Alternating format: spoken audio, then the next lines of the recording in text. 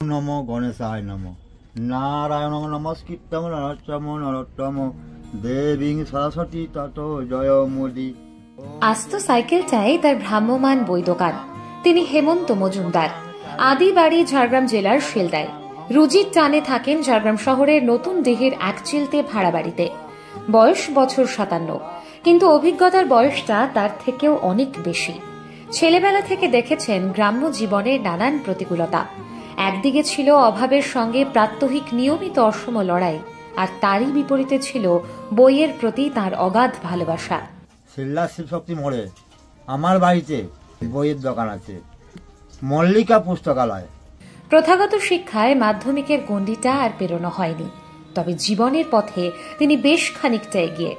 সম্বল বা অবলম্বন বলতে একটা সাইকেল, আর তাকে আশ্রয় করে একে একে সম্ভারে নতুন সংযোজন, বর্ণপরিচয়, ছোটদের রূপকথা, গল্প, উপন্যাস, রামায়ণ, মহাভারত, কৃত্তিবাসী রামায়ণ, কালিকা পুরাণ, শিব মহাপুরাণ, চৈতন্য চরিতামৃত, লক্ষ্মীর পাঁচালী, পদ্মপুরাণ, মনসা পুরাণ এবং আরও কত না পুরাণ পঞ্জিকা। সাইকেলে চেপে মাইলের পর মাইল ঘুরে বই বিক্রি করেন তিনি। এক গ্রাম থেকে পাড়ি দেন অন্য গ্রামে। এভাবেই পরিবারের অন্যের সংস্থান করেন হেমন্ত।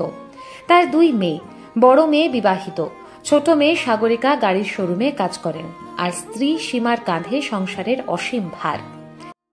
নতুন বছরের পঞ্জিকা বেণী মাধবের থাকে, ডাইরেক্টরি থাকে, গাহস্থ থাকে, পূর্ণাঙ্গ থাকে, সিদ্ধান্ত থাকে, বিশুদ্ধ সিদ্ধান্ত, ডাইরেক্টরি পঞ্জিকা।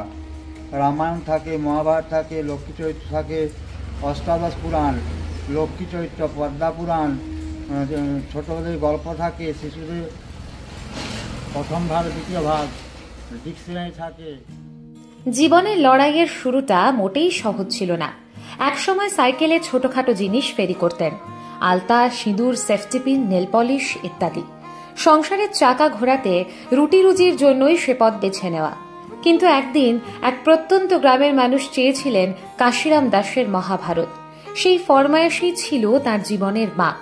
তারপর এক নতুন যাত্রা শুরু। 1998 সালে দাদার এক বন্ধুর সঙ্গে প্রথম কলেজ স্ট্রিট গিয়েছিলেন। বইপাড়ায় প্রবেশ করতেই বুঝতে পেরেছিলেন এখানেই তার ভবিষ্যৎ। এরপর থেকেই সাইকেলে ভ্রাম্যমান বই দোকানের শুরু। করেছি চা দোকান করেছি, তারপরে আমি শাড়ি ব্যবসা করেছি, মনোহারি ব্যবসা করেছি, পান, এই যে গোটা পান বিকেছি। তারপরে কলকাতা যে আমার এক দাদা চাকরি করতেন, তার কাছ থেকে আমার এই ব্যবসাটা ওই দাদার ঘর থেকেই আমার সূচনা হয়েছে। কষ্টের মধ্যে দিন যায়, এর মধ্যে দাদারা কিছু সাহায্য করেছিল লেখাপড়ার জন্য। কলকাতায় মাস্টারি করতে, শিক্ষকতা করতেন। মোবাইল ফোনের যুগেও অন্তর্জালের বাইরে থাকা প্রান্তিক গ্রামগুলির বাসিন্দাদের মধ্যে বইয়ের নেশা ছড়িয়ে দিচ্ছেন হেমন্ত। হেমন্ত বিশ্বাস করেন বিভিন্ন বয়সের পাঠকদের মধ্যে বইয়ের চাহিদা কখনো শেষ হবে না। লালগড়, রামগড়, বাঁধওয়ান, মানিকপাড়া, ঝাড়গ্রামের কিছু এলাকা যাওয়া হয়, লদাসলি এলাকা যেমন যাওয়া হয়, চন্দ্রি যাওয়া হয়, জাম্বনি, চিল্কিগড়, আরও শিলদা এলাকায় আছে চিল্কিগড় বলে গ্রাম, সেই এলাকাও যাওয়া হয়, এবং ফুলকুসমা কিছু গ্রামে যাওয়া হয়, রায়পুর, মডগোলা, সিমলাপাল এলাকাও যাওয়া হয়। প্রতিটি জায়গায় সাইকেলের মারফতে যাওয়া আসা আছে, এবং কলকাতায় শুধু যাই বাসের ট্রেনে, বাকি সব গ্রাম শহর ঘুরে ঘুরে সাইকেল নিয়ে বেরিয়ে 27 বছর ব্যবসা করছি। এক্সাইজ অফিস থেকে সাহেব আমাকে সম্মান দিয়েছেন যে বই মানুষের কাছে চাহিদা আছে। এবং সম্প্রতি হেমন্তের জীবন সংগ্রামকে কুর্নিশ জানিয়েছে ঝাড়গ্রাম জেলা এমপ্লয়মেন্ট এক্সচেঞ্জ কর্তৃপক্ষ। কর্মপ্রার্থী তরুণ তরুণীদের সামনে হেমন্ত শুনিয়েছেন তার জীবন কথা। হেমন্তকে সংবর্ধনা জানিয়েছেন ঝাড়গ্রাম জেলা কর্ম বিনিয়োগ কেন্দ্রের উপ অধিকর্তা অরুণাভ দত্ত। এমন সম্মানের প্রত্যুত্তরে হেমন্তের জবাব ছিল চোখের জল, যা ইঙ্গিত দেয় জীবন ধারণের জন্য তার বিকল্প রুজির কঠিনতর পথ বড়ই ও সংগ্রামবহুল। তবে সেই পথই যেন হেমন্তের কাছে পলাশ বিছানো কুসুমাস্তীর্ণ। কারণ মানুষ তার বই তো পড়া পছন্দ করে না, কিন্তু আমার বাবা তাও মানে সাইকেলে চড়ে চড়ে রাস্তায় বই বিক্রি করে এবং মানুষের বই পড়ার মানে আগ্রহ বাড়ায় আর কি। হেমন্ত বামুনের ছেলে, অল্প বিস্তর যজমানিও করেন। তাই সকলের কাছে তিনি বই ঠাকুর। বয়সের ভারে শরীর ক্লান্ত, সাইকেলের প্যাডেলে পা রাখাও ক্রমশ কঠিন হয়ে উঠছে।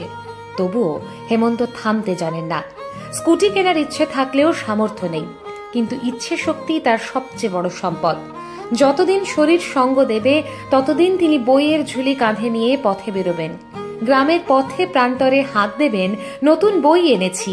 আর অনেক সকালে বেড়ায় না, অনেক দিন না, একদিন না খেয়ে বেরিয়ে যান, এসে ঘরে খাবার খান, টুকুরেই বড় হয়েছে। তারপরে বিয়ে করেছেন, বিয়ের পর থেকেও কষ্টের মধ্যেই সারা জীবন কাটছে আমাদের।